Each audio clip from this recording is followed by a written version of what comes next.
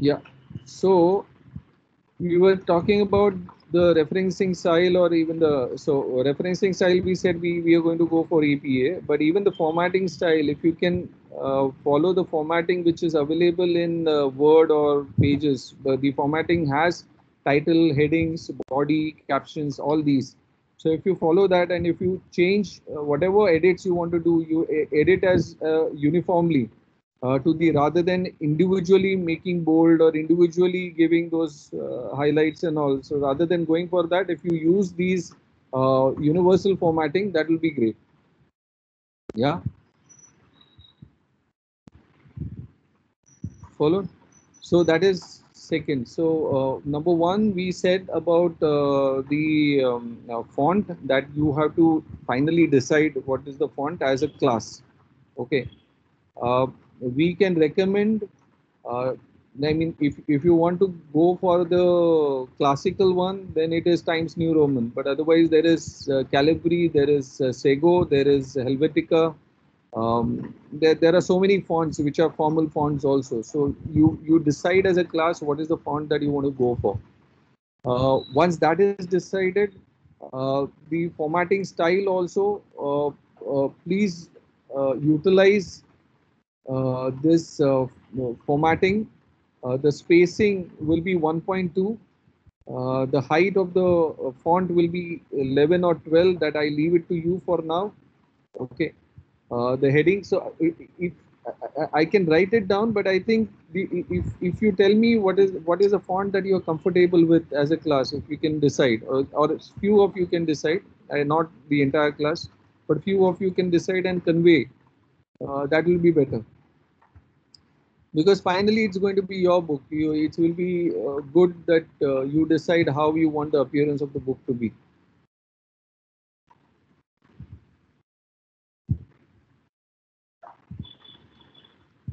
Yeah, can you hear me?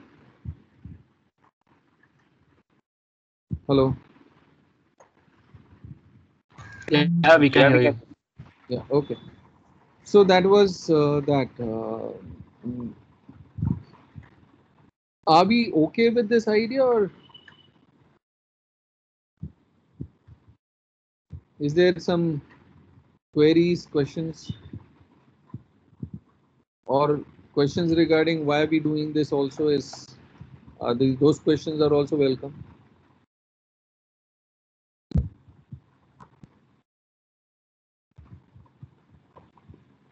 No questions? Everybody is in agreement, or everybody is in disagreement?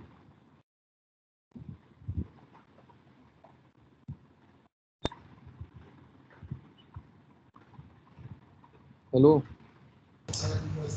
Yeah, we're okay with it. Okay. Thanks for responding. Otherwise, I am speaking to a blank wall. I can't see your faces anyway.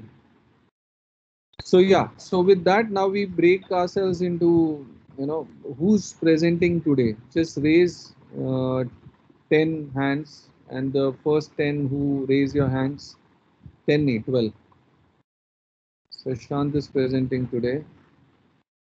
People who have presented last time need not, you can continue working. So rest of you, I would suggest that please go back to your papers, review them, start working on it, utilize the time to work on it. uh, some of you who are not clear and want to attend this session, and uh, want to want to learn from it, you are most welcome. But if it is going to be, I don't want it to be stressful for you guys, so that's why let's stick to 3, 3, 6, and 12. Yeah, great. So rest of you, that's it. No, no, 12 should be 12, or maybe, yeah, 12 or 13 maybe. We have to cover 40, 42, I suppose. So 10, 10, 12 we have already covered, I believe. Great. So rest of you can break out, and you can start working on your this, or you can be on this platform, continue being on this platform. I'll just With did you go through the papers actually? Because you had to give a like a comment last time. You had told us you I'm would give a comment. not able to go through the process. I mean, this week थोड़ा ये था, so because IDS वगैरह भी formulate वगैरह करके ये करना था, so I'll go through them. So before the next meeting, I'll definitely go through. Okay, no problem. Thank you. Vikram, I have a doubt. So, generally, all these semesters, when we do a construction paper, you all usually go through the entire paper and then give us like a crit or something, right? Yeah. So, will you be doing that this time also, or will it be only this kind of a discussion? No. These are for the initial stages because many of these discussions are commonly applicable to everybody. Yeah. Once we get into the specifics of your paper, we have that format of comments. So we'll be giving you comments on your papers. Okay, fine. So, those But of us who we expect your paper to come to a certain quality, a certain level. Otherwise, there will be too much of writing for us to do. So writing by hand is much faster. Typing it right. out only will consume more time. That's why we are having a verbal communication. So the rest of us can just upload the paper and then you look at it whenever Yeah, possible, right? yeah. That's Okay, the idea. thank you. Okay. Vikram, when's the final submission of this paper? Because it was supposed to be next week, right? We had planned it for this, but between Jimmy and myself, since there are three topics in construction, one is basements and deep foundations. The second one is earthquake, and the third one is high-rise structures. So, out of which, in your IDS, anyway, you are going to demonstrate your basements and how you are addressing the underground structures. Even high-rise, you are going to address. It is only this paper which requires a, because not all of you are going to be acquainted with the earthquake. You are not going to handle earthquake particular per se in your IDS. So from that perspective, we wanted this paper. So we decided that we'll invest a little more time and make this a more meaningful kind of submission rather than hurry up. Okay. So coming back to the schedule, I think once we engage and once we have the second draft, means the first draft was very loose, and on the basis of that, we are not able to decide how much more time you will require. But once we get the second draft and we feel that okay, this is satisfactory, then we'll tell you accordingly. So presently, we are. It's too early to say how much time each one of you is going to take. Some of you would be able to crack it within a week. Some of you might require a couple of weeks more. Okay. But we want to definitely close it as early as possible so that we can move on to the other learnings of high rise and other nuances. So the formal sessions that we are planning for you, the lectures that we are planning for you, guest lectures and all, we want to get onto that, but not before we finish this. See, we have an advantage with the technologies to this because we started early. We started in June. So we have an advantage where we don't have to. Those lectures are already covered. हो Okay. तेव्हा तू बघू शकत होता हा. पण friends आहेत हो पण फ्रेंड्स आहेत त्याच्यामध्ये काय Oh, okay. So and we want to rather than squandering away that advantage, we would rather invest that into making something more meaningful. That's all. So that's why we're giving ourselves time and not hurrying up. Yeah. Oh, thank you. Okay, cool. So, what about the rest? You want to leave or you want to stay on the logged in, whatever. So we start with Sashant. Sashant, you want to share your screen? Yeah, 1 second. I'll show you. It's fine if we leave, right? There won't be any Yeah, yeah. attendance. I've taken attendance. Okay, thank you. But I expect you to work on the Must be- paper, Rajan. Yeah, obviously. We'll be doing that.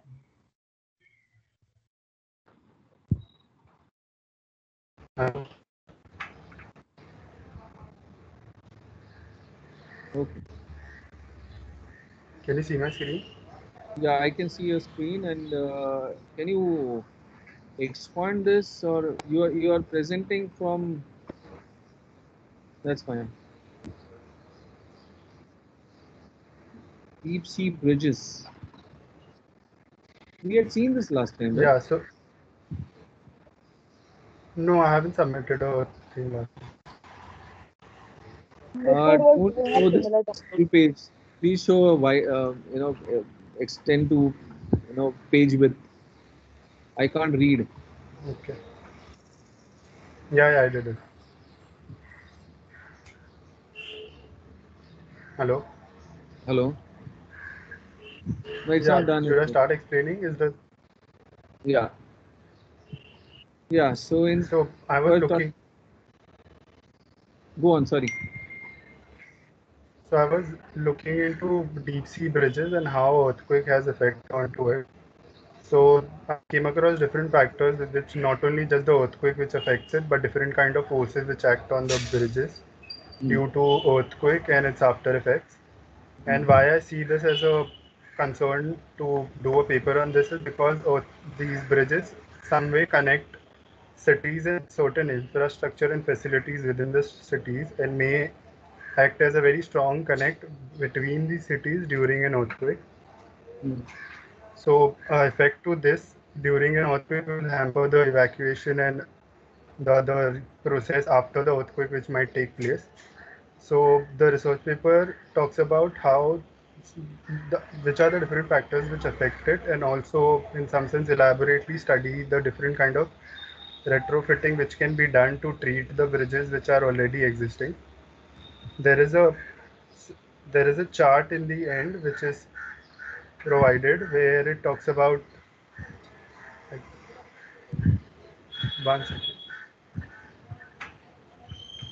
Yeah. So this chart also talks about different kinds of analysis which on. Yeah, So that's fine. this chart talks about different levels of or different stages to analyze a condition and for retrofitting it. Talks about the level of seismic damage, what to do about it, which kind of strategies to be followed for retrofitting, then why are we retrofitting? Basically, what's the reason to do? Is it just to keep the structures stable and it's safe, or is it just to eradicate people from it during an earthquake when it happens? And then there is the methodology or techniques which we have to use to incorporate those changes. Prashant, can I interrupt you over here? Your strategy says do nothing, and your methodology says use damping or structural isolation. So it's like a vertical chart where so there are level of seismic damage where the first one says none. If there is no damage, if there is no damage, why do you need to do retrofits? I didn't understand that. The first column says no damage. Then what to do? Strengthening bridge components. I mean, strategies to retrofit, do nothing. Why is there do nothing? And then towards the end in your remarks again, you are saying go the first one. First one. Have you borrowed this from somewhere, or you have made it yourself? No, so these information which are there, I've tried to compile them to make it's more like a relate. How do you explain or how do you understand this? When there is no damage, so I understand if there is no damage, do nothing. But in the methodology, why use damping and or structural isolation system if there is no damage?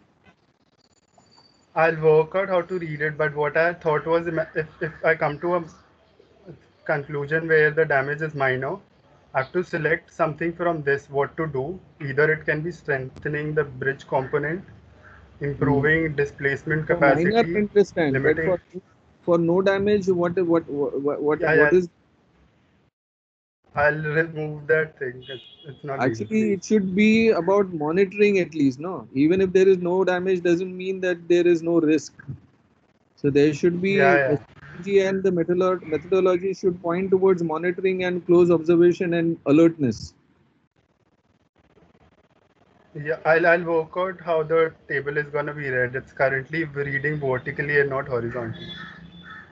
Yeah, okay. Yeah. Then in the end, I have laid a comparison between Worli Sea Link and Akashi Kayo Bridge. Mm. So here I have to include few more points of how certain things like the suspension cable and all are there, which I'll be adding on for the next one, for the final one. And there are few images I have to add, but the comparison in some sense talks about the different techniques and design decision which has been taken to design both the bridges. So Mm. first one was type of bridges, whereas the Worli Ceiling is a stay cable bridge and Akashi Kayo bridge is a suspension bridge. Then was the foundation techniques which were used. So there was certain material difference which was followed for Akashi Kayo bridge for Japan, which was to make the concrete, which is the part of concrete which is going to be underwater, to be more resistant to any damage due to water, or stay stable during such tsunami pressures and all. But Then there aren't was you going how to the cross explain sections of, what is the difference between cable stayed bridges and suspension bridges before? Because to understand what its impact, what the earthquake impact is, don't you think people should understand the, the, the hello, hello, Prashant, I'm saying, hello, can you hear me?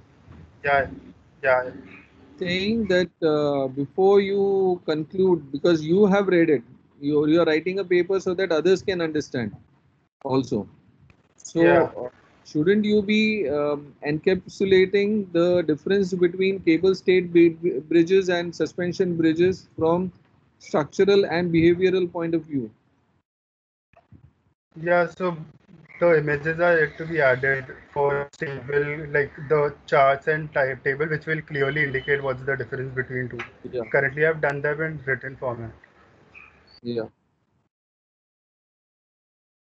okay, So the yeah. other points of differentiations are cross section, where the Kashi Kayo Bridge uses a steel truss system, which in some sense also helps it to take up typhoons and take up the loads from typhoon and keep it stable during the earthquake and all.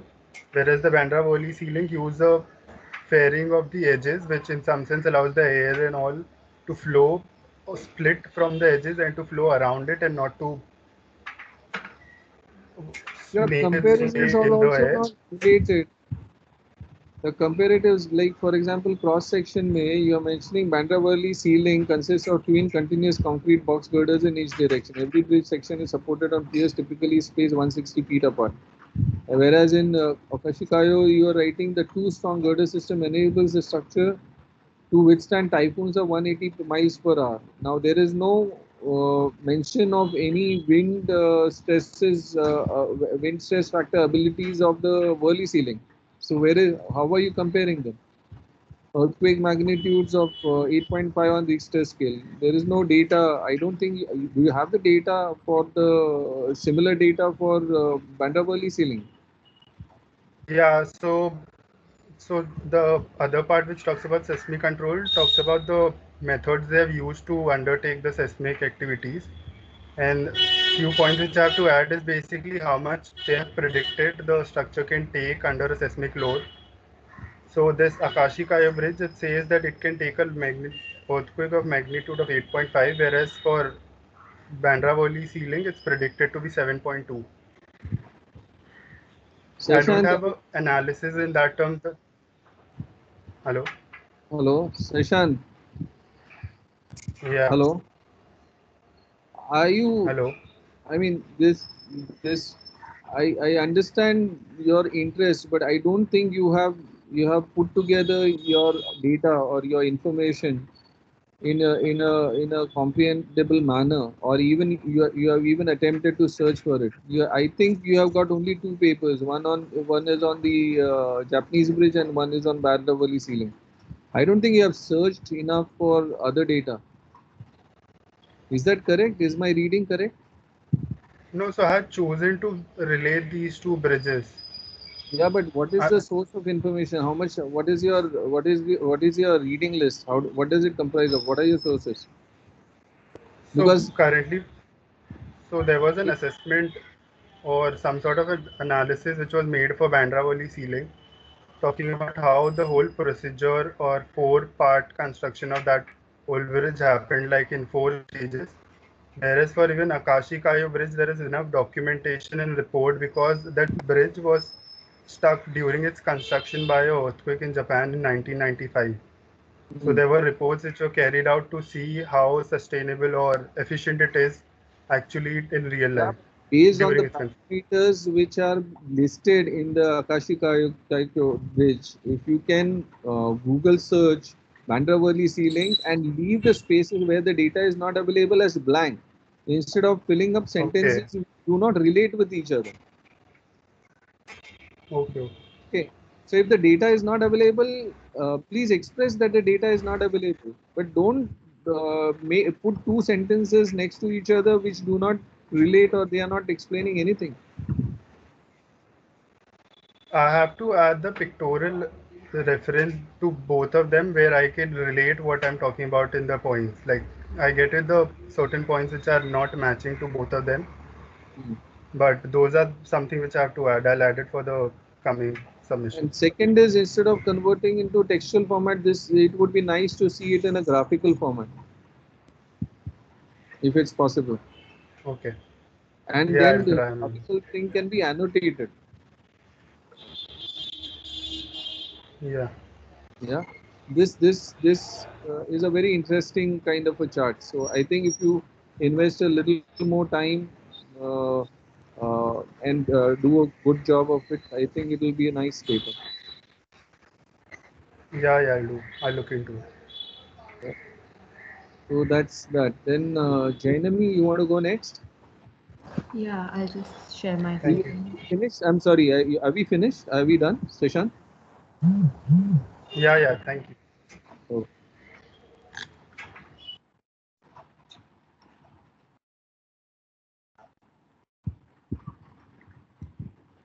Can you see my screen? Yes. So I'm looking at the traditional and the modern techniques of Nepal, like comparing both of them. And like the aim of the paper is to show that instead of making complete concrete structures, which is very prominent in the urban part, in the city part of Nepal, there's actually a possibility of the mixture of two, like using certain components and as well as retaining the traditional elements. So I'm taking certain examples and showing how the traditional techniques were used, and then I'm also mentioning why were they abandoned, and I'm also showing a possibility through the newer kind of example, showing that there is a possibility of using both kind of techniques together, which mainly looks at retaining the traditional techniques. So there are certain elements which I have classified. So over here it looks at the wooden bands, which compares the traditional with the newer ones. Um, this is also a kind of study which shows that how earlier these wooden shear bands were used, then later the concrete came in, and also the current trend, like the current new techniques are like how bamboo, to increase the friction, they actually make the bamboo surface rough to increase the friction. So that is what I've added in the limitation and the suggestions. And then there's also then I've also shown possibilities like how instead of the wooden joists earlier used, they now use bamboo, and for larger spans they add steel sections.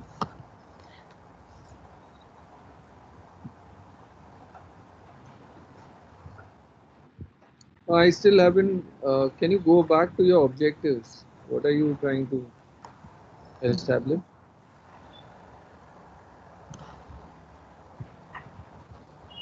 What is the title of your paper? It's looking at the traditional and the modern techniques in Nepal. like seismic resilient traditional and modern techniques in Nepal. For housing or for larger projects? For housing. Right. So, what is the risk? What are the what are the limitations of the traditional methods? Why is it in question? Traditional method. Why is it in question? Yeah, so since the original wood that was used in those areas is now getting scarce, and also the prices have increased. So they've stopped using those seismic resonant elements which were present in the traditional technology, and they've now shifted to making concrete buildings. But also the masons over there, they don't know how to construct proper concrete buildings. So that's the reason why majority of the structures So fail. when you say that the traditional building material has become scarce, Yeah. okay, you are voicing the popular imagination, or you have some substantiation about that? I mean, you have some papers which substantiate that claim, because um, the wood being scarce is a narrative which has been generated by the concrete and plastic industries. If you look at European or even American markets, particularly for housing, uh, for good forest management practices, I have converted. So rather than they complaining shifting to concrete and steel, at least for housing, many of the villages, they have converted to engineered timber. So if wood was becoming scarce, then for better forest management practices and more engineered timber should have enabled optimal utilization of wood, right? Instead, Yeah. Steel and concrete is being promoted. So don't you see that there is a market driven kind of market and industry driven, whatever is in the subcontinent, that is also reflected in Nepal, which actually is not the correct interpretation of the scenario, Yes, right? I agree. So, yeah. So, I also looked at a similar paper which said that earlier for the railways, they used to use that kind of a forest for the railway planks, the wood for the railway planks. So now they've converted the entire site into a bamboo plantation. So I'm also there are certain places where I am mentioning that things like they are testing crushed and tangled bamboo bands instead of wood. So I'm also saying that wood is scarce and it is also costly. Thus they have stopped using it, and instead they are looking at newer ways of things. But I'm also specifying at some points that there is a shift towards bamboo plantation as well. Okay. So your main thrust which comes out is how bamboo is a material that can be used for seismic resilience in Nepal, right? Yes, yes. So then that title and the objective should come through that in that manner. No? Now see, we have already spent almost 3 weeks, 4 weeks. By this stage, you should be clear exactly what you are trying to argue, or what is the case that you are building up. It's not enough for you to just present some data from the internet. You have to, when you're writing a paper, you're making an argument. So that argument is not clear. What are you trying to say is not being, you're not being clear about. And that clarity has to come in the first few paragraphs itself, right from your title. Title becomes very important. Your abstract becomes important. How you introduce the Yes, topic. yes. I'll have to reframe the argument, I feel. Yeah. So you just think about what is the case that you are making, and then present your initial opening statements accordingly, and your conclusion also should substantiate that. That's it. Yeah. Uh, just scroll down to the end and let me see the towards the end what is.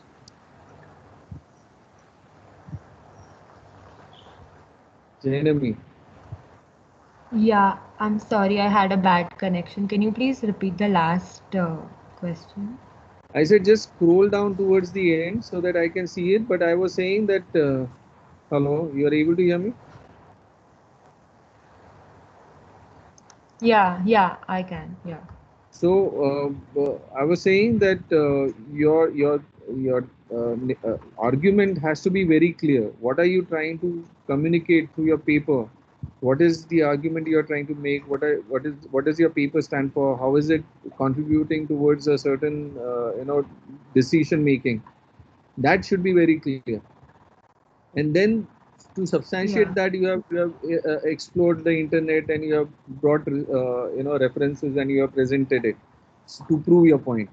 But at the end, again, you need to conclude. So your conclusion also has to substantiate what you started off with. Either you might, through your conclusion, you might say what you initially assumed was wrong, and this is how this is what you have learned after going through that, or you might reinforce what you have initially thought about. So whatever that is, that it needs to be concluded also in that manner. Yeah. Okay. You have not Okay. written it as yet. Yeah. You are not in Yeah. the process. Okay. No. Yeah. Yeah, but how?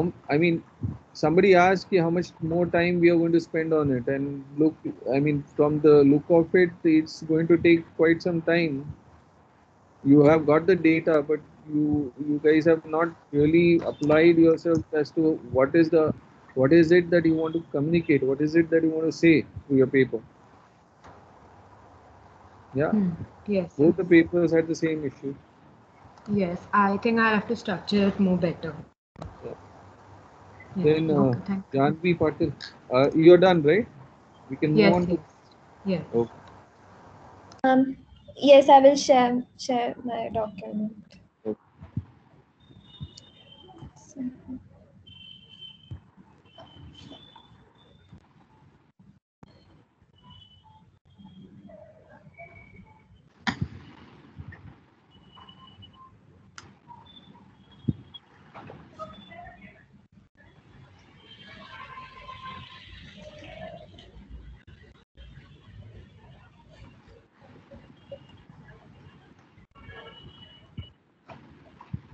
क्या हुआ, सब लोग हाथ नीचे क्यों कर रहे हैं, गायब क्यों हो रहे हैं?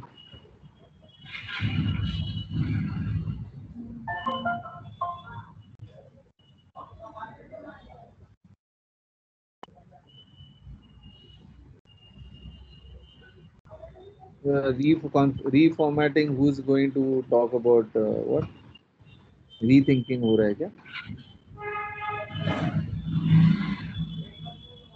Okay.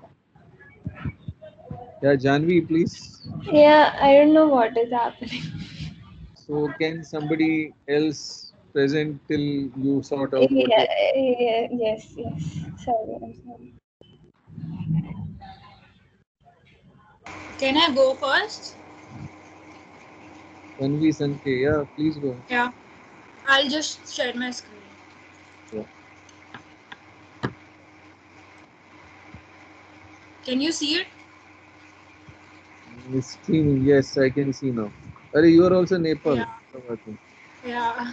But I'm actually doing rehabilitation and the study of rehab camps all over Nepal, which were like 16 camps set up after the earthquake of 2015. And what is your source of reference, or what is your information? Because you are talking about specific 16 numbers. Yeah, mostly at the large, I'm just focusing on studying building typology and various Where rehabilitation did that camps. come from?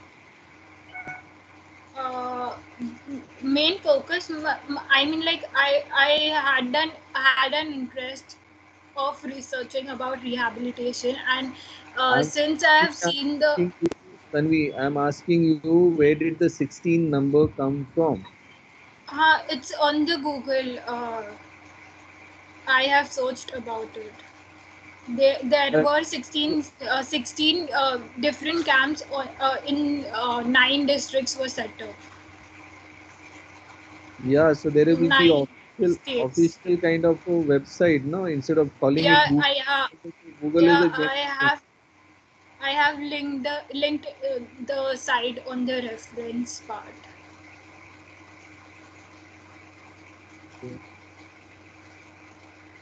And each one has a separate study, or all of these are presented as one?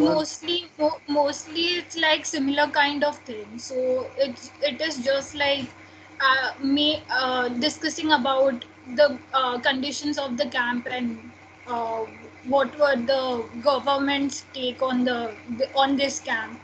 So this is a government of Nepal website, or this is a UN website? It's actually like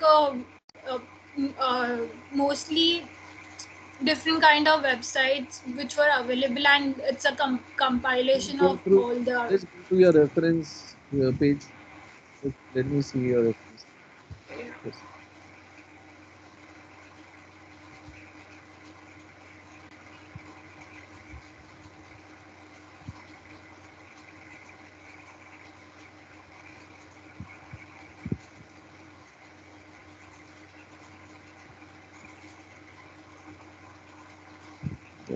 So there are 5 papers, right? 5 references. Are there more? Or? Yeah, it's more, but I have to add it up. Till now, I have just mostly selected from this links. Oh, so I'm still not. You have not answered why are there 16? Because whole of the earthquake was actually hit 2 times, which was in which was uh, on 26th April and 12th May, and most of the Nepal was like was under the earthquake thing. So they just divided whole Nepal into 16 different parts, which is like 9 different states of Nepal, and then more like main centers were divided accordingly. So Nepal has a political administrative boundary which is 16, or it is They have just 9, but they have like in 9 states they have divided into 2 to each rehabilitation camps. And some of them have 1. Yeah. So can and we see a map? Can we see a map of Nepal talking about these both these the state boundaries as well as these centers, so that we understand how each center is handling a certain populace or the densities? And yes. Is it that nearer to Kathmandu, where the urban spaces are, there are more number of these centers, or I mean, how is it distributed? Is it based on the population, affected population, urbanization? The thing is, there are like the main center was like Kathmandu because it's the capital of Nepal. The thing is, there are like many heritage buildings in Kathmandu, so they were like focused. The rehabilitation camps were mostly focused in the Kathmandu rather than other village part of the. But these 16 are around Kathmandu, or they are all over Nepal? All over in Nepal. So near Kathmandu, there is one, or there are many? There are 2, I guess. 2. Okay. So let us see that map. So when you are saying that, let us see that map and let us understand. Since you are presenting it in that manner, okay. If you are presenting only one particular case and you are talking about the entire Nepal, how a country responds, how a Himalayan country responds to the earthquake at a national scale, and because the relief measures are also organized at a national scale, right? So you are right in the way that you are approaching, but let us see it as a map also. Okay. Yeah. Okay. And one more thing, I was studying this specific topic under three subcategories, like building typology, rehabilitation camps, and methods of reconstruction. Is method of reconstruction needed in this topic? These are 3 separate papers. You have talked about 3 separate papers. Even if you focus on rehabilitation of it, that is good enough. Okay, Don't fine. take much of a load on this. So let's understand the vulnerabilities. Let's understand what the failures have been, and let's understand post earthquake how the rehabilitation, whether it has succeeded or not, and if it has succeeded, why has it succeeded? If it has not succeeded, why has it not succeeded? Okay, fine. Okay. Yeah. Thank you. Yeah. Okay. Tanvi, you're going next. Can I go next? Tanvi, you are done, right? Janvi Patil, are you going? You are Oh, attempting sorry. now.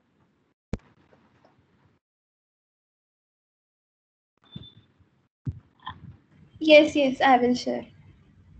Are you didn't try? I'm trying.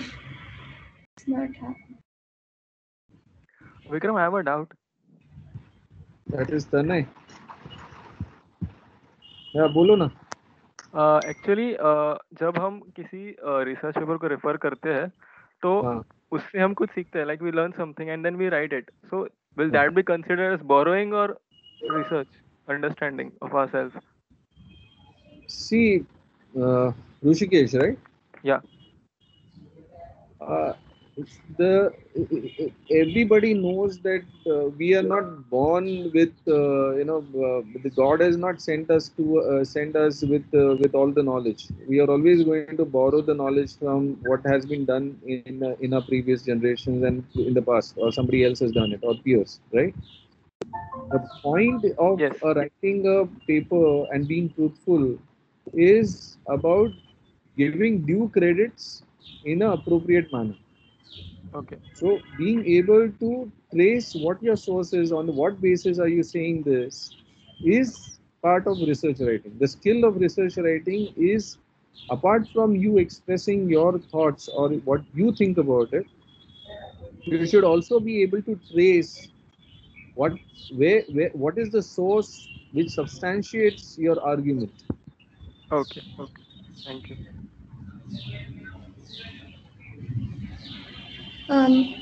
You can see the screen now, Vikram. Yes. Yeah, so my topic was about the earthquake resistant construction in houses made of earth, mainly adobe construction and mud. So I was talking about why the houses are not being made now, like they are making houses out of concrete when these houses can also be redesigned in order to make them earthquake proof, because the poor population still resides in houses made of mud. So, and in many earthquake prone regions these houses can be seen. So I was I had asked all of you to make it what is the applicability of it? Which region are you imagining that when you are saying mud houses, you can't be dismissing this as generic, because many of the, like MP and Orissa and these other, they have different kind of, Orissa particularly has different kind of threats. It's not about earthquake. It's about typhoons and tsunamis, right? Yeah. So the mud houses responses to typhoon tsunamis will probably slightly change as compared to the mud houses responses to earthquake. So are you going to talk about Orissa, or you are going to talk about some other region? So it's mud is everywhere. So just saying that I'm going to talk about mud houses is too vast a topic, and it's not even probably related to earthquake in most of the cases. So I would suggest that you choose the regions where you want to address mud houses. Okay. Yeah. Look at its seismic context, whether it is whether it is whether it is really required for you to retrofit mud houses in those regions because of the seismic consideration, and then start making an argument. Otherwise, this is too much. It's all over the place. I mean, it's not giving us a geographical location. Yeah. So I took the example of houses in Quetta. They suffered earthquake and they were made of stones and mud. So what they did there, and also in Spain in research laboratory they did many redesigns and came to some conclusions like these should be done. So I tried to note them down in this. Why Quetta and this Quetta? I'm fine with Quetta, but you can also look at Bhuj, or you can also look at mud Yeah. houses in the Himalayan region. There are so many mud houses in Bhuj. Also, there were so many mud houses which got affected. Yeah, but the study was like the Bunga houses in Kutch are a good example of But there are earthquake. other houses which were old which collapsed. No. Yeah. Okay. Which were in mud mortar. They might not be in mud adobe, but they were in mud mortar. They collapsed. Yeah. Let's try to get our learnings from different sources rather than. Don't see your research paper is not about sourcing material from one or two sources and then slapping it together. You have to come up with a problem statement. What is the problem statement that you want to address through your paper? That has to be clear. Yeah. Okay, your problem statement is not geographically located. You are not locating within India. You are just presenting two case examples of Quetta and Spain. I mean, what are we going to learn out of it? I don't know. Yeah.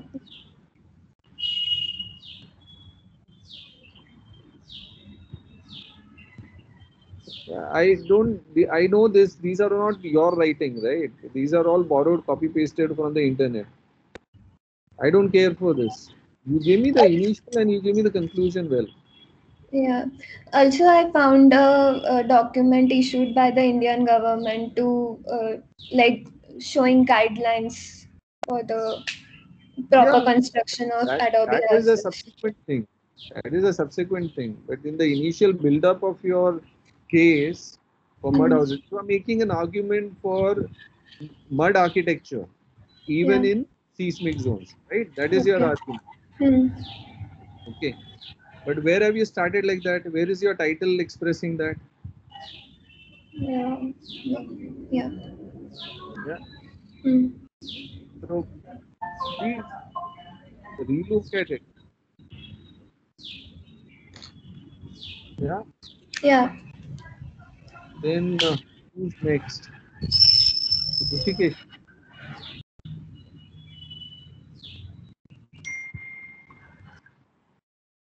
Hello, can you hear me? Yeah. Janvi, you can lower your hand now.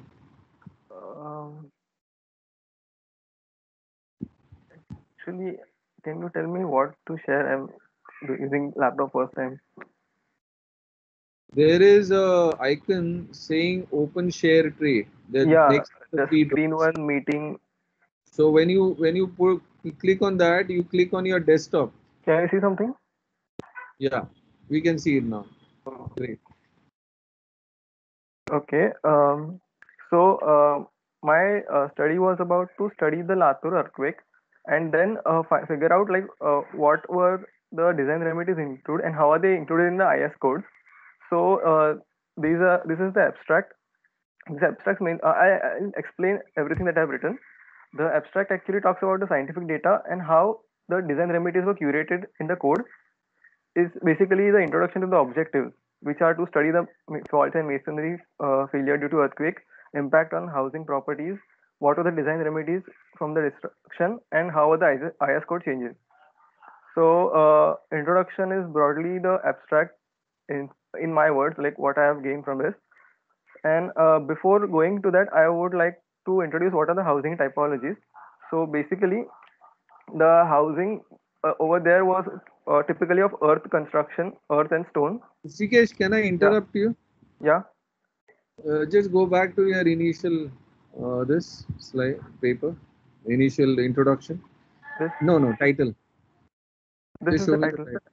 No, I am not able to see the title. Just scroll a little up, further up. Yeah, that's better. You are saying causes, impact, and remedies. Yeah. To a seismic design. Now, remedies to aseismic design, I still can understand. Causal and impact, isn't it already established because it's a very old earthquake, and I don't know if you have the qualification to do that. Actually, the causes and impact were roughly taken from the data that I've collected, but the impact were the key to design the remedies. So I wanted to explain that how those were identified. No, Is see, it okay? Rishikesh, one Yeah. is about the remedies also were given by IITs, and there are various institutions which had proposed designs. So that also is not going to be a original this. So in terms Okay. of paper, shouldn't you be looking at something after almost what 25, 30 years? Okay, what is the state of earthquake or disaster preparedness or earthquake seismic preparedness? If some other if another earthquake happens in Latur, what will happen? Shouldn't you be looking at that? Actually, that was my conclusion of this paper. No, that should be your objective of the paper. So your title also okay. should be title, abstract, everything should be written like that. Okay. Abstract cannot be an introduction. Abstract is not an introduction. Okay. So should I explain like what for now I have done? Yeah. Okay. So these were the typologies. So this was the sketch that I've drawn, like looking at what were the typologies and assemble it, like to understand the failure. Then the cause of the earthquake that was given in a research paper. Then the impact of earthquake and design failures. The design failures were mostly like the flexure and the tensional failure in the stone construction. The design remedies were taken from the failure. Like you can see in this image, the house is fallen, but the timber frame of the door was still remain. So that gave researchers to know that timber and like this is the shed where the timber and earthen slab was still standing. So timber and composite construction can actually survive the earthquake. So the seismic codes were changed, like this IS 1893 were changed considering that typology. And this was my conclusion. Like this should be the ideal typology of Latur housing, which they like including the modern material like GI sheet and then using a timber composite construction. That I took. But as you said that it is very shallow information and half of them should be borrowed, then I'll further think to change my topic. No, it's not about changing your location or anything. You need to articulate it better. You need to make it more relevant. Like these design proposals, it's your understanding of the subject is also very limited to be able to give this kind of a proposal. For example, you look at go back to the timber frame image which you show. This. Okay. Now in Latur, the magnitude of the earthquake was what, 5.5, 6? 6.4. 6.4. It is not as much as 8, right? Yeah. Yeah. But the loss was much. If there is an earthquake of magnitude 8, do you think this kind of a structure will survive even if it is in timber? But that would give warning to the people that they can leave the house. No, my point is, you're not getting my point. My point is, you are saying timber architecture means you are saying one material is better than the other. It is the same trap which the government has also fallen for. They are saying that concrete is better than masonry. Okay. Okay. So if the local material over here, the abundance of material is of stone, okay, and you start pushing or forcing a timber architecture which has to be imported or borrowed from somewhere, will it work? Will it get accepted?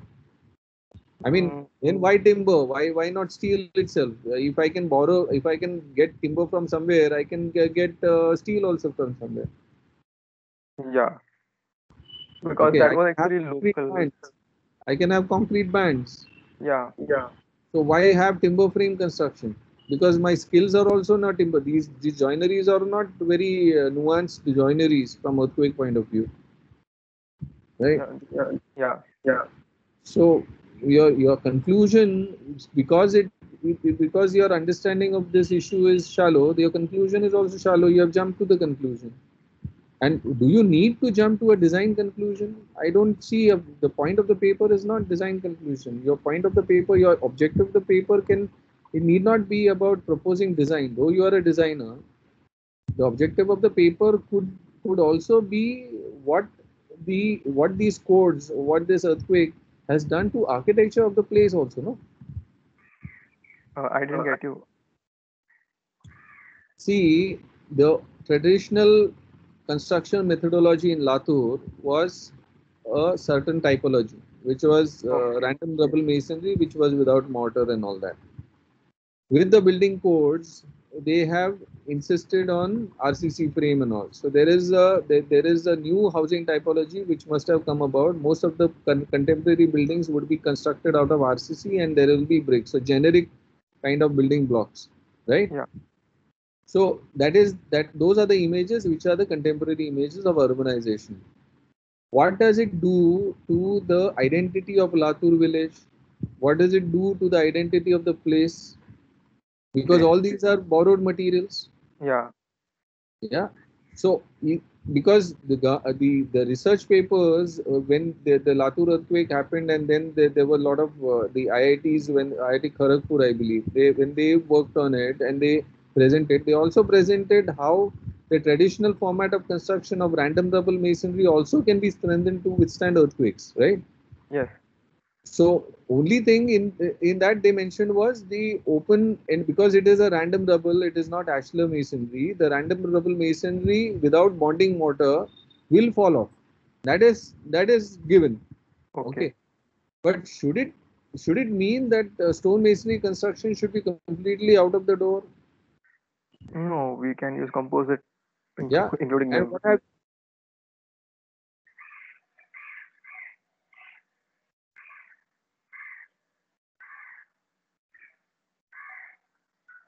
Hello. you Hello.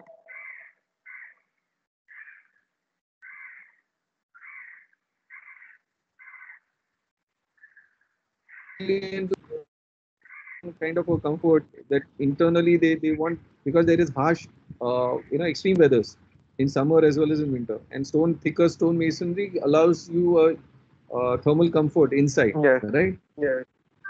So if you go for these timber frame flimsy construction, which is in that harsh condition, are you able to create the comfort conditions for living? Yes, actually, if we look at local materials, using them will be suitable for that climate. Like that's why they were evolved in that way. Correct. So, I mean, just concluding simplistically is not an answer. Your subject is much more mature. You have almost 30 years of work being done post that earthquake. Yeah. So Actually, time I has have also studied gone. at that perspective also. Last time also we had a discussion about that, where the like it was some YouTuber who used to roam in Latur's mainland city. So when I watched the video, the most of the construction was the RCC construction, because it can resist lateral and shear force using reinforced concrete. So all of them are going into the modern RCC construction and leaving behind the traditional construction. So what if there was a solution to make them together, like timber and concrete and stone? Like, I don't know. I have to research on that part. Yes, you need to really address. You need to question, because most of these suggestions have come from engineers. Okay, when Latur earthquake happened, it is these IITs who question and who propose, and their word is taken against architects' word. Okay. So, but as a result, we get machine-made, factory-made, engineered kind of architecture. Okay. So, is that the only way of having a future architecture? Is that the only future of architecture, or can it be imagined in different ways? Because if it's going to depend on one or two materials, then the stress on the material is also going to be tremendous. So the cultural impact is one, ecological impact is also another, no?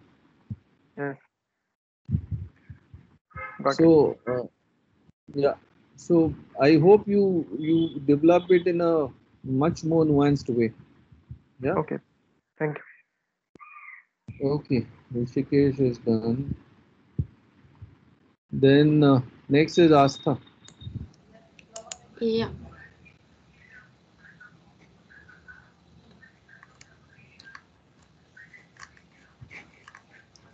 Arey, today there are only 8 people who are presenting. What about the others? I said 12.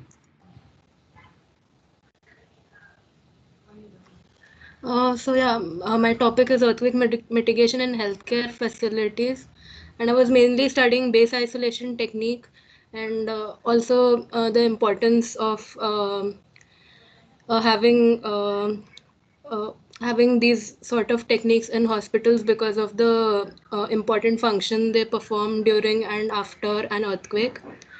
And I was also looking at it from the services point of view. So mainly I was studying the Ishinomaki Red Cross Hospital in Japan, which survived the 2011 earthquake which survived the 2011 earthquake, and I'm also looking at the Bhuji Hospital in India, that is in Gujarat. Bhuj or Bhuji? Bhuji Hospital. I mean, are you sure? that. That's the first time I'm hearing this name, Bhuji.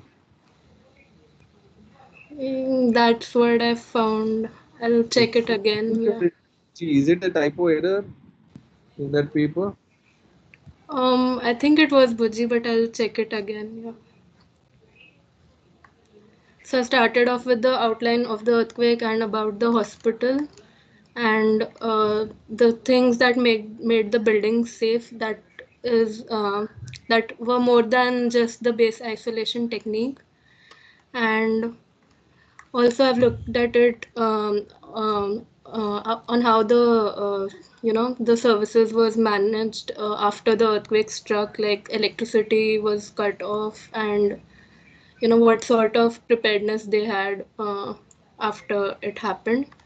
And then I've looked at base isolation technique in a little more detail, and also why is it more important in hospitals specifically. Yeah. No, frankly, I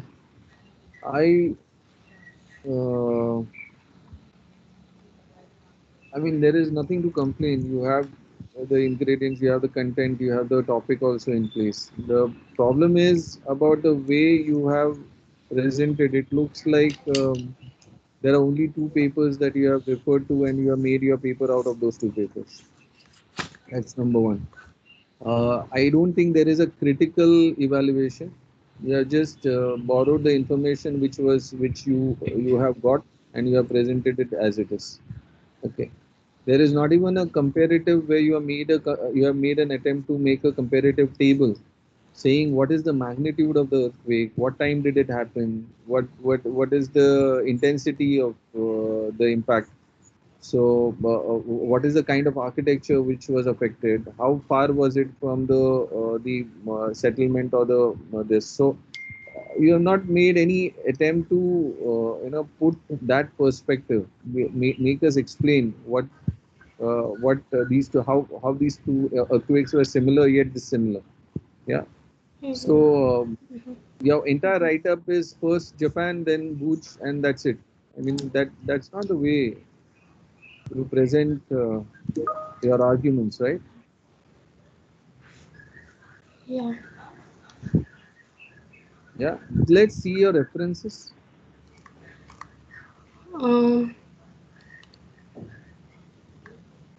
One is this, then there's this, then there are these 2. End में list नहीं बना है total. No. So that's what I said. There are only 2, not even 2. What? No, there are more. No. This is the 4th one. This is the 5th. Yeah, there are 5 in total.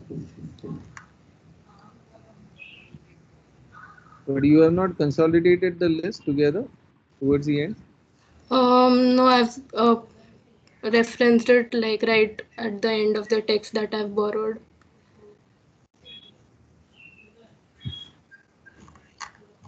These are citations. Like, yeah.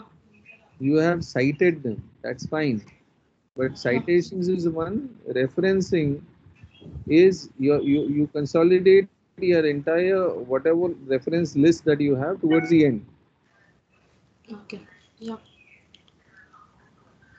Okay. But all these are what they are all papers of Japan. Where I mean, uh, uh, what are the critical tools that you have deployed to evaluate these two? What are your criteria? I was looking. Economy. Yeah, economy was one of them. Yeah. Or the threat also. Japan, there are the frequency of earthquake is quite a lot. The preparedness of the community, the as a country also, they are constantly prepared for the earthquakes. Yeah. Right.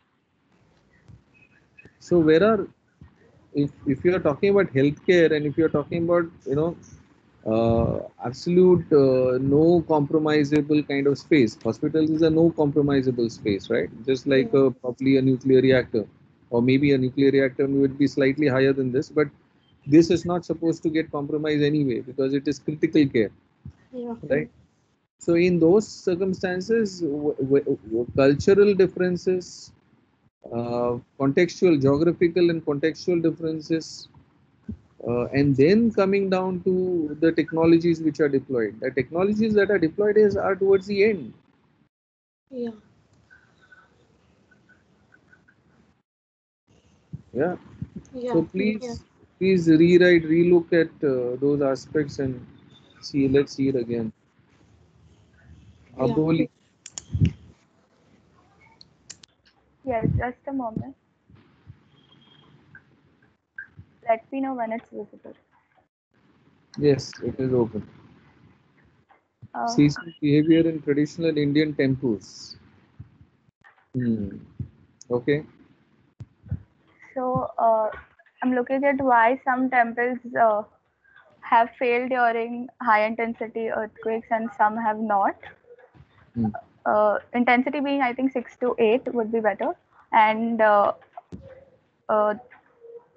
what techniques from ancient engineering used in these temples can be used further.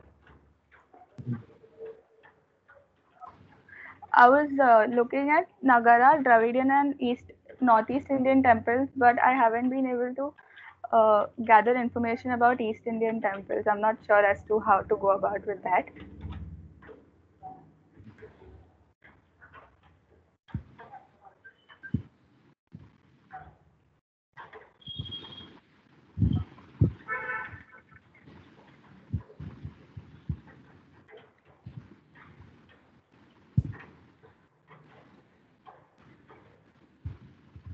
Have you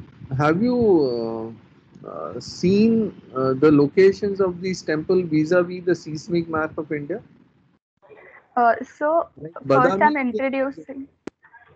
Yes, so first I'm introducing what are the qualities that help the temples to not fall in Nagara Dravidian style, and then in the further part of the paper, I have to research about what temples and then the location and zoning.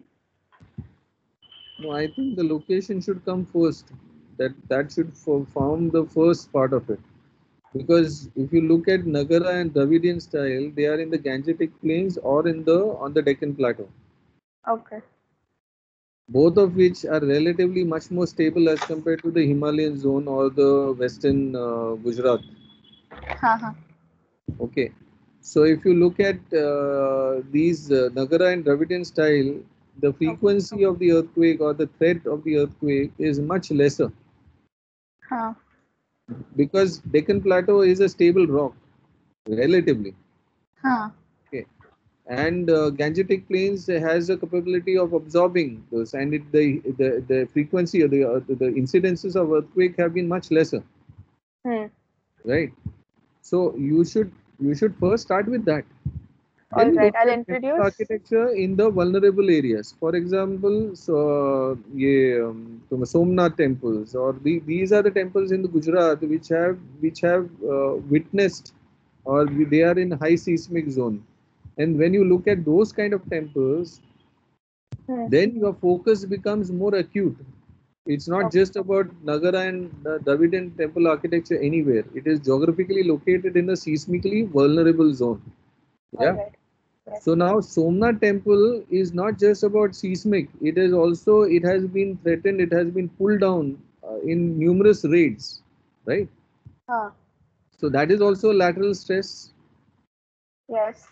But actually, Vikram, I tried researching for the Swaminarayan temple and also Somnath. I am not getting information about what made them fall or what are the after effects.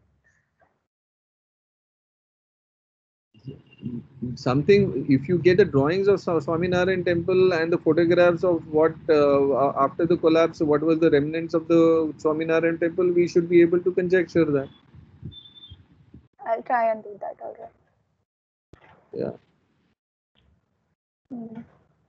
And I want to do East Indian temples, but I'm not very sure about the data and information. No, I think since you don't have the data, it would be better even if you stick to Swaminarayan. If you take to 1 or 2 case examples also, it is good enough. Okay, Because so I'll there will only be do lot of style and Dravidas, right? no, I wouldn't put it in that Nagara and Dravida, because that is the way the colonial the understanding of India was. Colonial understanding was Deccan and the Gangetic Plains. But if you look at temple architecture in India, if you look at Himachal temples, or the temples in the Himalayan region, temples in Majuli, temples in Assam, temples in Konkan or Western Ghats, or Kerala temples, they are all temples of India, no? Yeah, and they are diverse. They have a different response. Okay. Okay. So what I'm trying to say is, rather get into the conventional Nagara Dravida kind of explanation of temples. Your topic is the styles of architectural styles. Your topic is about the seismic impact on places of worship, or the temples, more specifically the temples in seismic zones. Yes, works. Okay. And particularly because the temples, they have a desire to go taller. Correct. So, for example, Meenakshi Amman temple has a gopuram which is going taller.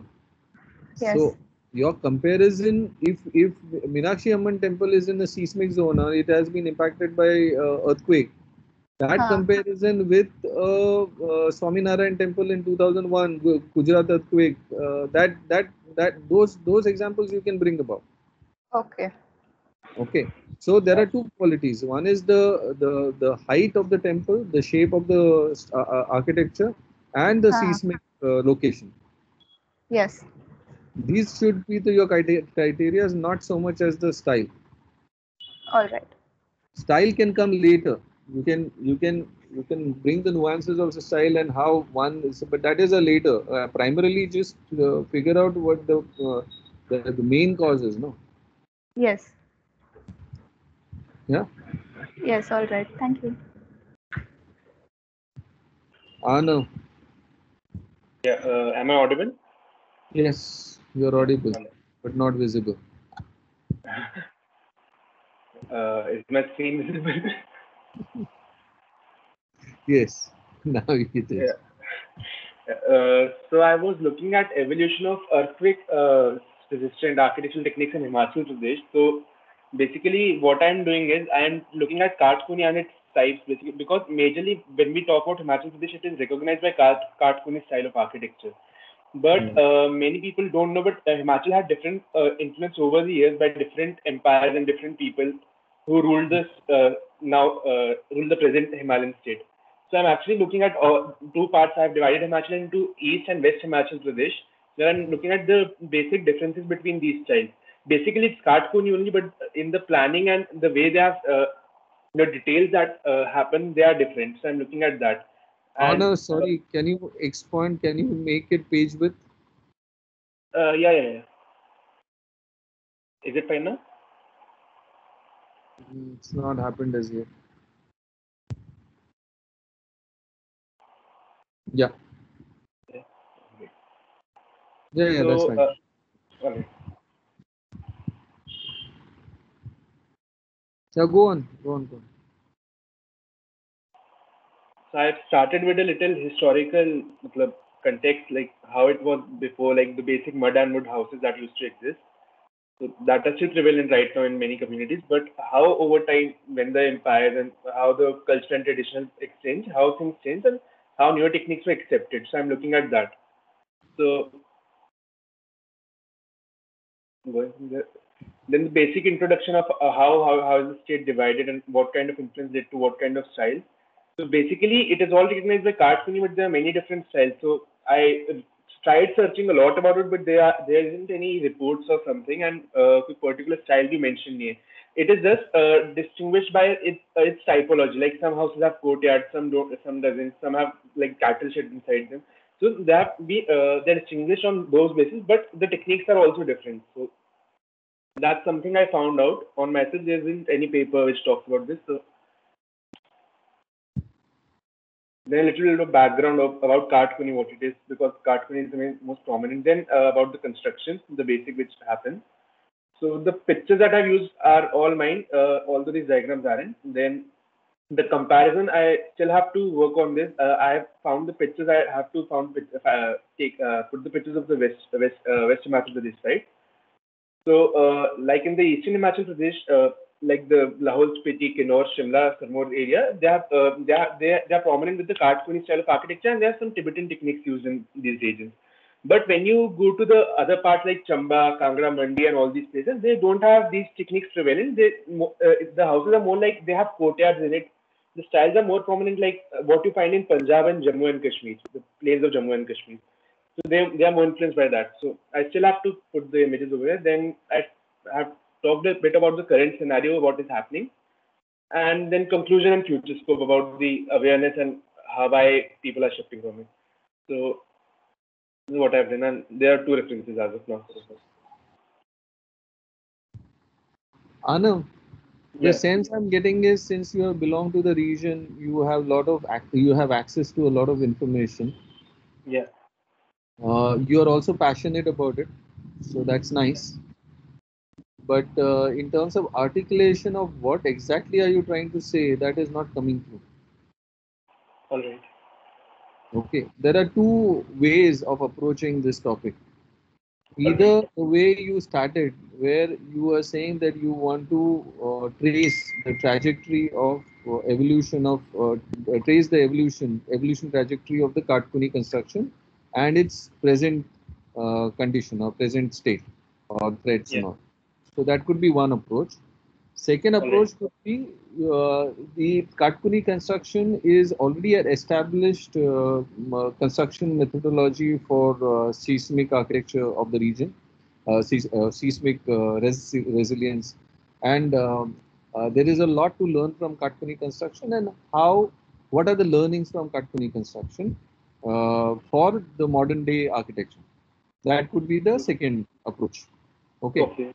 Which of the 2 approaches you want to, because blending the 2 would mean that it becomes 2 papers in one, to my mind. Okay. I was thinking of continuing with the first approach because the reason I took this topic was because I am aware of the differences, the small differences that are in the region, because I've traveled through them quite a few times and my family also lives over there. Yeah. So I am a little bit acquainted with the topic already. So in that case, what I would suggest is that you are saying that though you said tracing, but the historical tracing is not about Kartpuni architecture. The historical tracing has been about the political, political condition, who ruled what where. Yeah. Classic, so what I'm doing is I'm looking at the political conditions. I'm treating political conditions as a lens. So looking at what kind of techniques and what kind of styles were adapted at that time, and what is the present condition, like what it came to be, मतलब क्या बना बाद में उसका. Like Kathkuni wasn't always prevalent in the area. So if you go to Lahaul Spiti side, so there isn't Kathkuni everywhere. There's only a bit of Kathkuni, which was introduced when the Gorkha Empire invaded but Kathkuni construction, Lahaul Spiti side, so it is almost like the Ladakh region, right? So the possibility of the timber architecture as well as the weather to work on timber is also remote, lesser. Yeah, that's true. Colder region, colder and deserted region. No, this is where the argument comes in.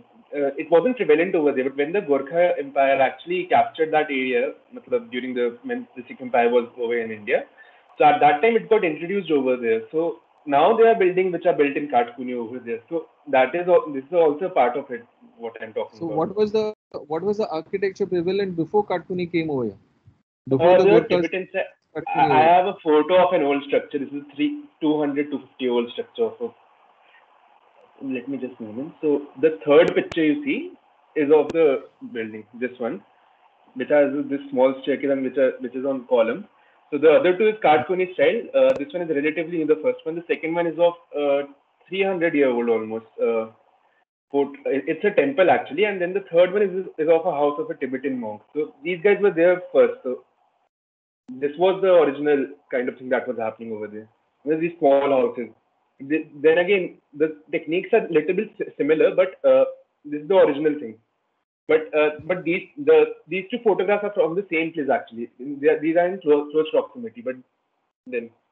So through your diagrams, can you explain what are the fundamentals? So maybe a wall section, or maybe a axonometric or diagram or section or drawing that you can source out the difference between the local architecture before Gorkhas introduced Kathkuni. What was the prevalent architecture, and what was Kathkuni architecture? So difference between these two styles. Yeah, I'll do that. I was planning to do that in this comparison section. I haven't started yet because I still have to find the pictures of the Chamba side. I have, but I haven't found them yet. But so, even if these two are, if you are able to draw that, that is good enough. So you'll be able to emphasize how Kathkuni has proved to be superior as compared to the earlier one. All right. Yeah. Okay, that is one. Once you do that, then what is the present what is the present threat to Kathkuni construction? How is it getting replaced because of the lack of availability of timber resources or whatever, the workmanship or machine manufacture, industrialization and all? So what is it doing? And as I said about Latur also, so what is it doing to the architecture of the region? The concrete and steel coming up over there, and what is the possibility of Kathkuni or other forms of Himalayan timber architecture regaining or re-establishing or going back to learning from the traditional architecture and building the houses again? I'm not saying, because we are going into the future, right? It's not about going into the past. It's just about learning from the past. But definitely we are going to address newer institutional spaces, newer housing requirements, newer but what are the learnings that we can apply to our new spaces is something that needs to come to fore. Yeah, understood. So I'll work on this and I'll submit the new thing on Teams itself. So I'll be fine. Okay. Yeah. Thank you so much. Krithi. Just sharing my screen. Yeah. Can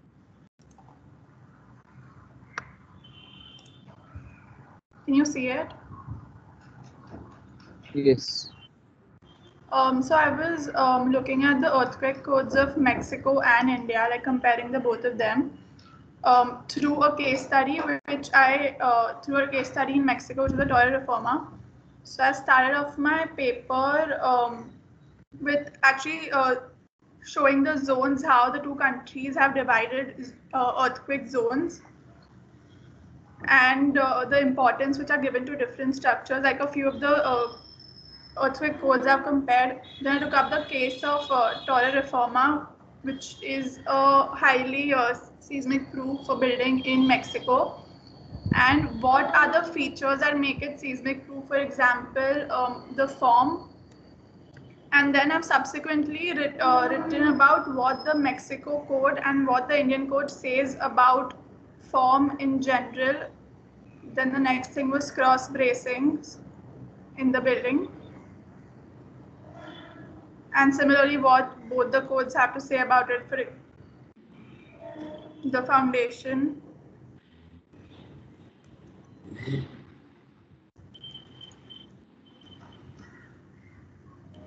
And then I was also thinking of taking up a high rise in India in a similar zone, but I wasn't getting enough information on that, like the details about things. I like your paper. I like the way you have presented also. Few things. One is when you present the seismic zones. Yeah. These seismic zones, are they able to express the intensities and this also, because you are not laid it side by side, so it's very difficult to understand. Yeah, it talks about the different zones, but I was actually going to look at a similar sort of variable or something that actually makes you relate to it, because the way they have zoned must be different according to the way India has zoned it. So why don't we look at the comparative between that, and I would look at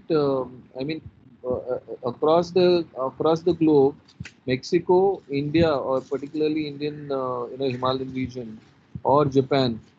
There are these earthquake prone kind of countries where earthquake governs a lot of a lot of activity, and a lot of the threat is very high. India, only because of the Himalayas and Bhuj and these areas. So how are different countries? I mean, instead, if even if we leave aside the specifics of it, so high rise and all, if we don't do, and if we focus only on these broader understanding of internationally, what are the national level responses in terms of policy as well as in terms of disaster preparedness, disaster policy and preparedness towards earthquake. Even if we do a parallel kind of an understanding, that should be good enough, I feel.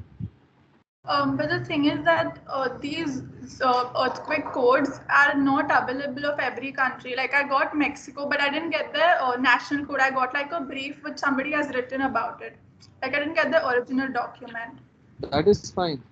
That is fine. I mean, see, this obviously is too vast a subject, and once you gain, probably if you have more time and spend more time on that, you might be able to gain access to the to its national code. But in the absence of that, whatever material is available online, and you can summarize it, because anyway you need summary of different countries, right? Yeah. So as long as you get criterias which are comparable, which you can compare with clear criterias, okay. So if those matrix is comparable matrix that you get, whether it is in terms of intensity of the earthquake, whether it is in terms of the geography, what is the comparative geography, what is the comparative frequency of the earthquakes, what is the population densities in these. So if these are the criteria which you can lay out, and then say, okay, in spite of this population, Japan has been able to have the devastation or disaster over there. In spite of these kind of frequency, they have been able to do this, as compared to Mexico, which is doing this, as compared to India, which is doing this. So if we get a overview, because your paper has a potential to give that overall kind of understanding from the India's policy framework, earthquake policy framework, compared to the global kind of response. So yours is the only paper which is doing that. So might as well focus on that and bring about highlight both the strength of our codes as well as where we still need to work a lot. So I could probably just add a comparative table in the paper which helps you relate to each and every code in different countries. Not just that, this comparative you are doing to learn, to know what your strengths are, what are the strengths of your code, and what are the why is it not getting implemented, or what is the limitation of it materializing on the ground. Okay, so what should be done, and what are the learnings from Japan or Mexico or any other country? Those are the things that we need to be able to conclude with.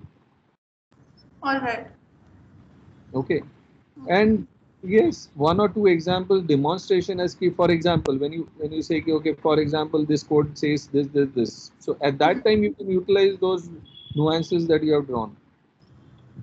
Okay. Yeah. Yeah. Then Anushka, Anav, you can lower your hand. Ruti also, you can lower your hand. Yes, just a minute.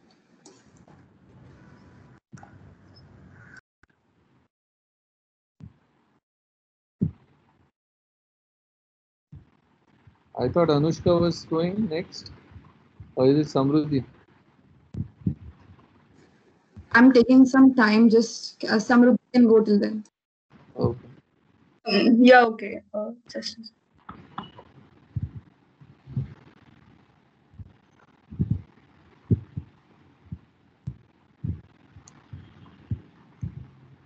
can you see my screen? Yes. So basically, I was looking at the rehabilitation techniques which are taken in like in Italy, and comparing it with some of the schools which like the rehabilitation technique in Italy were the precast structures. So comparing it with the Burj precast schools which are built before the earthquake, and even so there were various damages to it, and learning from the damages, like again like reconstructed the precast structure. So rehabilitation of this Burj and even the technique of Italy. So I compared it both the techniques. Oh, rehabilitation techniques of what? So about the precast structures which were built, in Italy, there was this building housing construction which which were done after the earthquake over there. So what is the comparison? How this, and even the material which were used for the precast, the sandwich panels, which were more effective in Italy. So like looking like whether it could be used in both.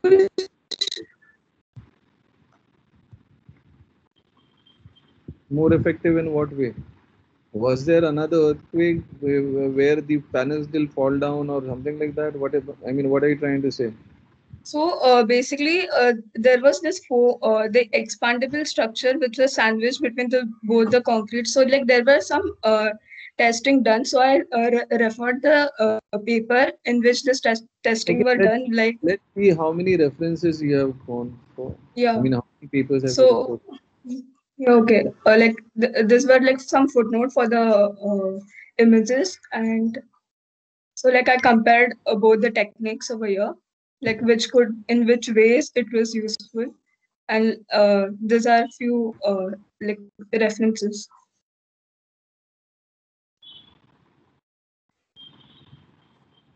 Just go to the table.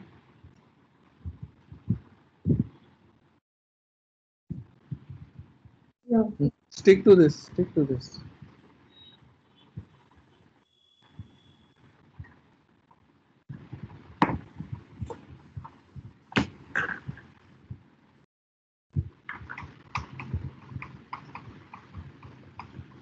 So basically, you are evaluating expandable polystyrene core concrete panels versus precast concrete panels. Yeah, and even the construction techniques which were used over there, and in Bhuj, how the joinery techniques, because most of the failure occurred in the joinery techniques. So comparing both of them. If you want to do that, why are you talking about all because when you say rehabilitation, rehabilitation has so many different models of rehabilitation, right? You have depending on the so you have the rehabilitation in terms of your traditional methods, also rehabilitation in terms of in situ construction also. So you're not comparing all, you're comparing only two, right?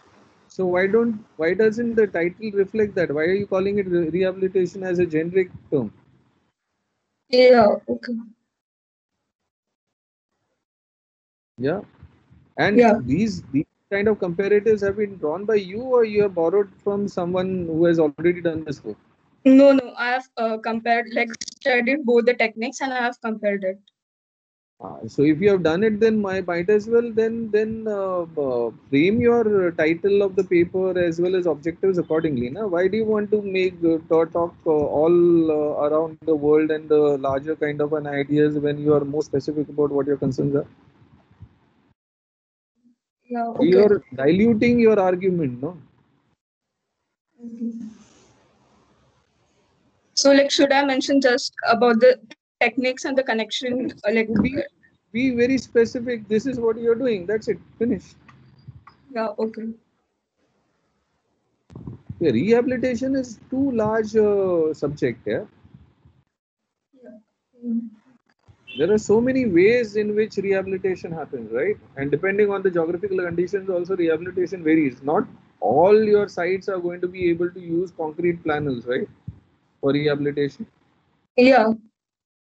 So, which means that, and if you approach by these concrete, then you will specifically go for areas where the access to concrete or precast concrete industries or precast concrete panels is already there. The infrastructure is there for such things, right? Yes. So I think your whole approach should be from what you ended up with, or what your main concern is. You have not even expressed it. You have not even tried to convey that in your initial abstracts or title or anything. Okay, so like, should I mention like the precast construction techniques in both the different places, and how they which one are more effective regarding the geographical conditions also? You are saying you are trying to understand the role of precast concrete panels or precast methodologies. Yeah. And vulnerabilities of precast, right? Yes. Yes. Come up with a title which expresses that. Okay. Okay. And then choose the geographical locations which will demonstrate that, which demonstrates that. Yeah. Then come to the details of it. Okay. So I think Bhuj you have done, and you have also done on the international. The other one you've chosen is Italy. Italy where? In like I couldn't find like the exact space, but the Aquila earthquake which was happened after like in 2009. So Akila, if you are comparing that, what is the reason for you to compare these two? So like the both the precast construction, so like which one could be more effective in like in which places, and why not like that? So your starting point has been precast construction. Yeah. Okay. So Bhuj mein you are saying there is no use of polystyrene anywhere. No. Sure about that? Yeah, like I searched a lot about it, but and sandwich panel construction has come up. I think in the past 15 years, 10 years, I have come across some companies which are using these polystyrene cores in their regular, but that is being used for low cost housing. because it's faster in construction, right? Yes. It is that technology is very much in India. So what is the reason why it is not used? Probably So because the technology came to India after the Bhuj this thing. So your school building was much earlier, no? yes, like during the Bhuj, it was not working. So And Bhuj earthquake is which year?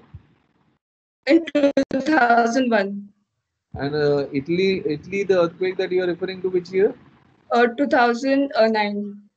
Correct. So it is almost a decade later, right? Yeah. So was the technology developed by then? I mean, in Italy also. So I mean, you are not even talking about the same time when both these earthquakes happened. Correct. Yeah. So that develop the access to the technology, access to infrastructure, the facility to prepare those kind of precast units. That also would have been a constraint, right? Yeah. Yeah. So you need to bring out all those things. I have no problem in you comparing, but you need to compare and you need to bring out, even the understanding of the limitations of your comparisons. You have chosen this because the information is available for these two. That's fair enough. But having said that, you need to bring about why. I mean, you are not making an argument that this technology is not available in India. Are you making that argument? Are you trying to say that Indians can't do it? No, like even they, like I was trying, like even this method could also be used, like even after some time, for like further I mean, use. being used. As you said, in Italy, it was in 2009, and I told you that 10 years back we came across project in low-cost housing, which was already using that. So the technology of sandwich panel, these styrofoam being used as a core material, that itself has evolved in the past 10-15 years. I mean, the technology must have been there, but in the popular kind of commercially exploited way, it is only in the past 10-15 years. Okay. So let's understanding also in your paper. Bring those kind of nuances of this also. Okay. Amrit, didn't we speak last time, or I have written some other Amrit message? We did, but then my topic kind of changed. So I just wanted to show you the objectives once, just to make sure I'm in the right direction. But if you don't have time, it's okay. Can you just message me or something? I can take Pushka and then we can call it a day. We can talk separately otherwise. Okay. So should I WhatsApp you the objectives? Yeah, please. Okay. Okay. Thank you. Manushka. Yes. Can you see the screen? Yeah, but please enlarge it, make it fit to. Now is it fine? Yeah. Yeah. So I was looking at disaster mitigation for earthquakes in India to look at the preparedness, execution, and how relevant the norms are. So I was comparing two earthquakes, which is the Latur earthquake and the Garhwal earthquake, which happened in a very short period of time, within 2 years span, and then understanding how those, like, to relook at the past to be able to see how that was effective in dealing with the Nepal earthquake, which happened in 2015. So I was studying the risks that lie but are not addressed yet, the relief aids and budget, damage assessment, and all the other factors that are there. Then the response to heritage structures and capacity building, which I think is lacking in our system of looking at giving priority to heritage in some sense. That is not done.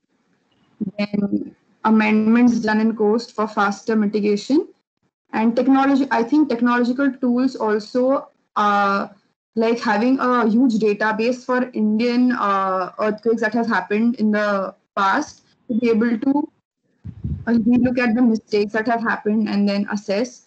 Also, at the roles of various agencies that come together while such, while such disasters happen, so that have a system in place to be able to carry out protocol. So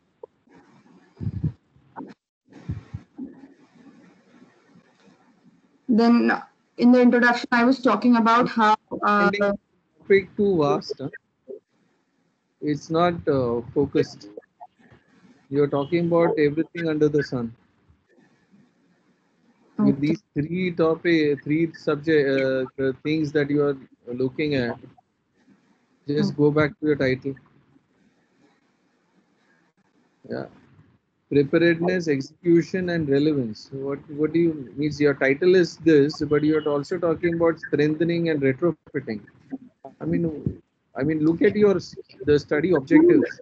No, that was just a comparative study for understanding what problem, like how are the things delayed due to other factors for these processes. It is not exactly that I'm studying those methods.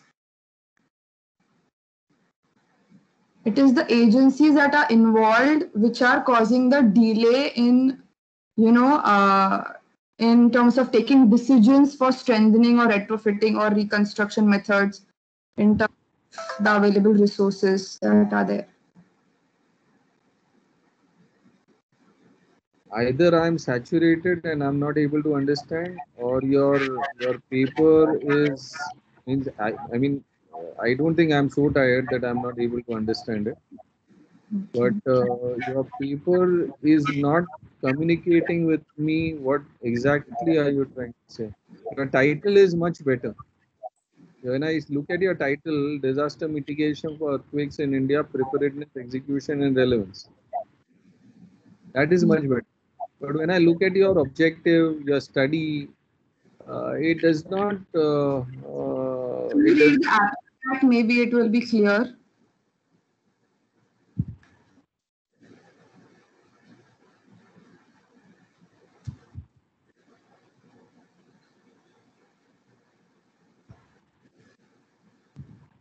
Also,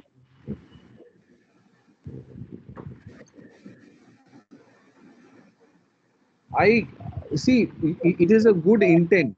Okay, your objective is also there, but what is your access to information to prove these points? So I have individual papers that talk about whatever happened in the Latur earthquake, and then things happened in the Garhwal earthquake, and also papers for the Nepal earthquake, which I'm then combining together to form a comparative analysis that will give me the proof for the points that I'm studying. So can you list down the points? No, not the study, but what is your argument in a point wise? So that I wrote in the conclusion actually. So let's go backwards then. Let's look at the conclusion first. Yeah.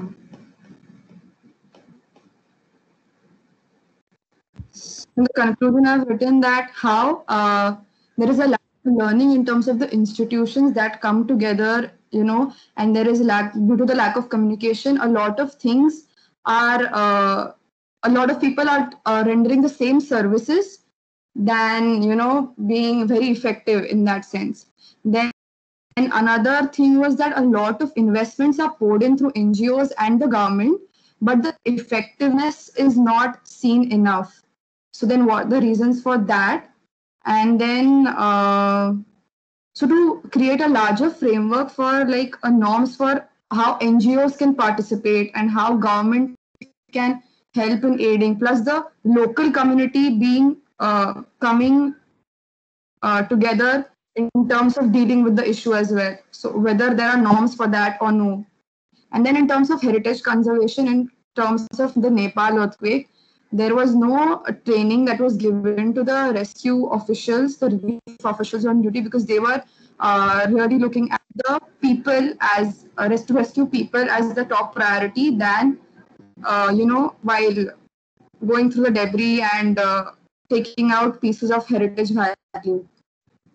Yeah, but if you So present that's it what in I this manner, concluded. if you present in this manner, and particularly the last point, the third point, don't you fear people will pounce on you ki you are giving more importance to a building than to people, to life?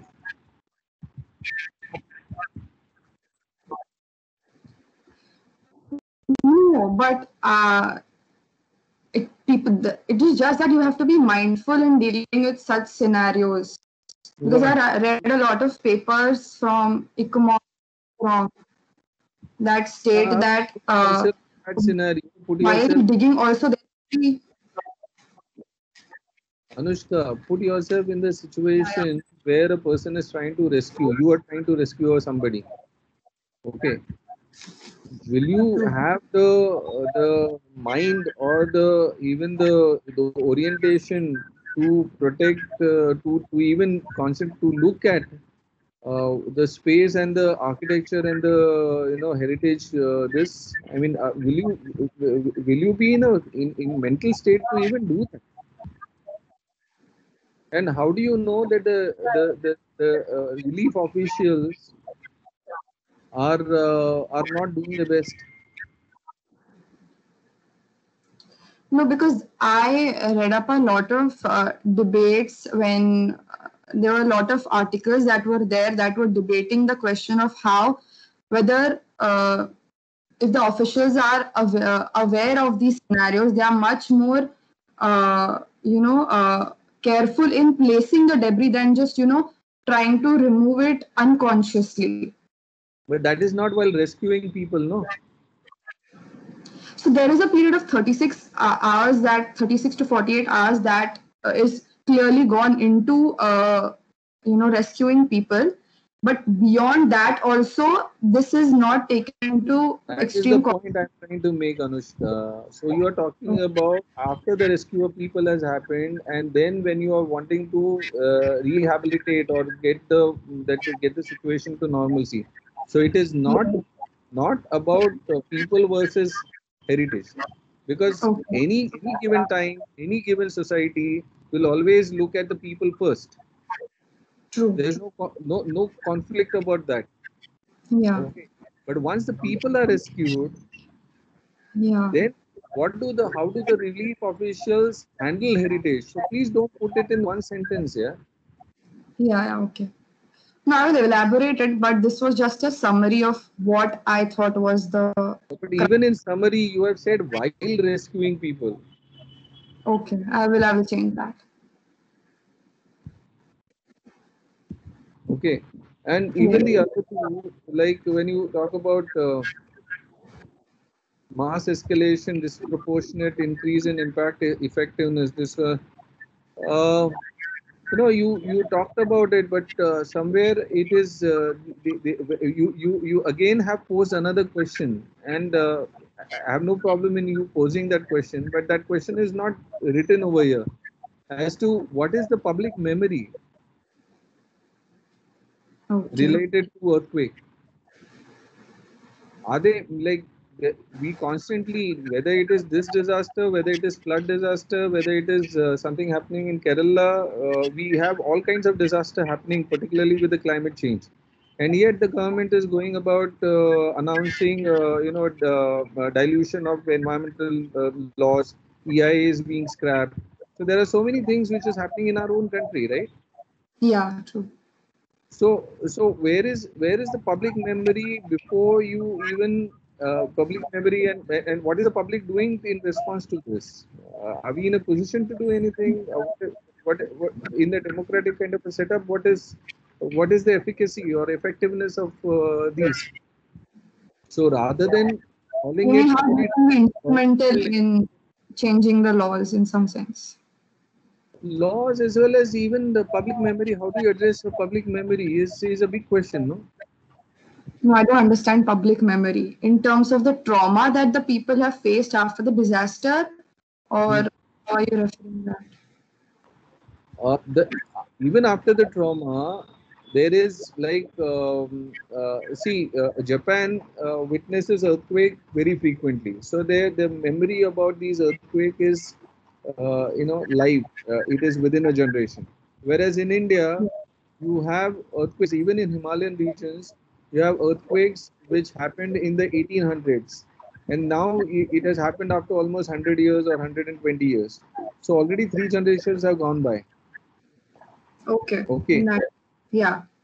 Got it. So and people will always respond to something which they can relate to, or which is carried forward through the cultural knowledge or through generations, how they pass it down onto that.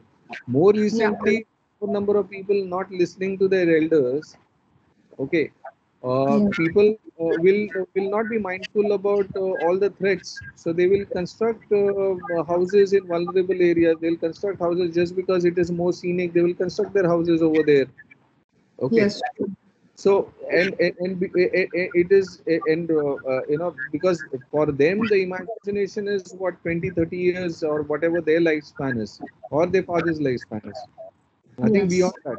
And when the calamity happens, when earthquake happens, then they are completely caught up unaware. They would say it has never happened in their lifespan, but actually that event has happened 4 generations back. Yes. Yeah. Okay. So I wasn't seeing it through the perspective of the people as such, but I was looking it at a perspective of government, that how they are keeping a record of this. It has to be both. You have to address.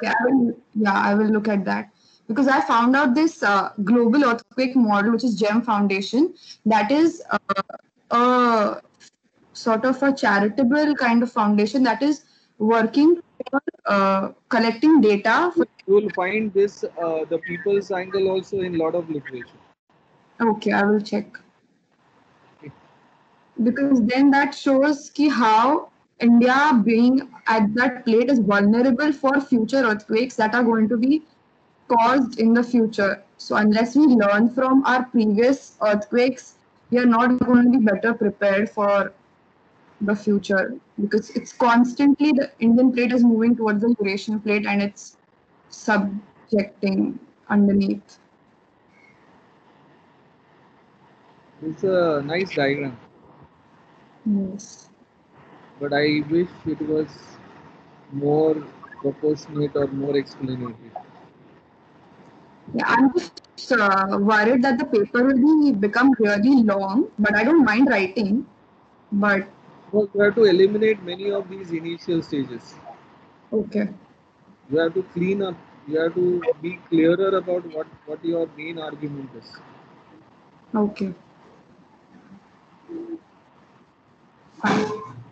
So I think we are done for the day. Samruddhi, you are accepting it. Do you want to say something?